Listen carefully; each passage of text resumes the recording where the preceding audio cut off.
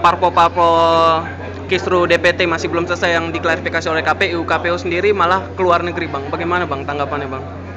Ini menunjukkan ya mentalitas KPU ya yang sangat rendah. Harusnya mereka menyelesaikan tugas-tugas khusus mereka di internal dibanding dia harus kunjungan ke luar negeri.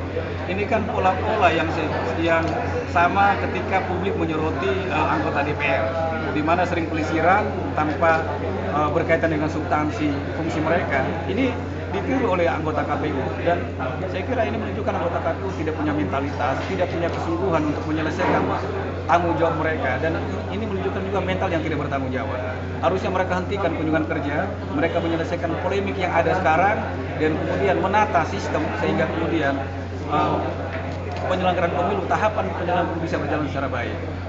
Nah, oleh karena itu, kalau mereka sudah berangkat, kita akan menuntut apa yang mereka dapatkan di sana, apakah sebanding dengan duit yang mereka keluarkan. Nah, KPU sebelumnya kan juga pernah, Bang, belajar ke luar negeri, studi banding ke luar negeri.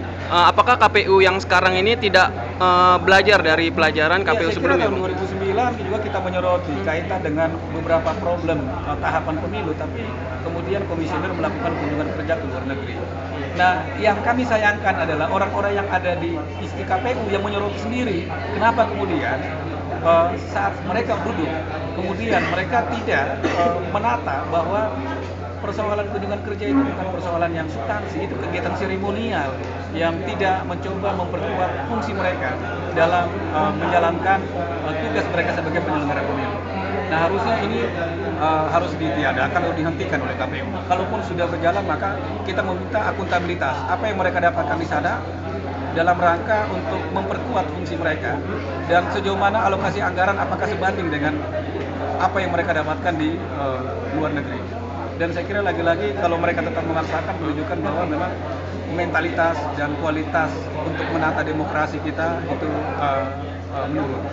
Oke, gini, Bang, tahun lalu Bawaslu pernah menghadap ke Presiden dan bilang bahwa Bawaslu kekurangan dana. Setelah dana turun, sekjen diganti yang baru, malah memboroskan uang dengan membeli mobil. Ini bagaimana, Bang, Abang melihatnya? Ya, karena kan Bawaslu dan KPU tidak melakukan evaluasi terhadap anggaran tahun sebelumnya atau periode yang kemarin. Kedua, tidak melakukan inventarisasi terhadap aset-aset mereka. Nah, dua hal itu harus menjadi basis argumentasi ketika merencanakan anggaran, sehingga anggaran yang direncanakan betul-betul sesuai dengan kebutuhan mereka, bukan hanya diarahkan untuk seremonial, tapi lebih diarahkan pada substansi bagaimana mereka mengawasi pemilu dan KPU menyelenggarakan pemilu. Nah, ini menunjukkan bahwa mereka tidak punya basis desain merencanakan anggaran. Harusnya kan dari inventarisasi aset-aset mereka, mana yang harus dibeli, mana yang kurang. Kemudian apa sih kebutuhan substansial, belajar dari periode tahun kemarin baik di Bawaslu maupun KPU. Ini menunjukkan bahwa mereka tidak menggunakan desain anggaran, perencanaan anggaran yang baik. Ini menunjukkan bahwa perencanaan anggaran mereka buruk. Sehingga saya kira kalau buruk, maka potensi korupsi, akal-akalan itu akan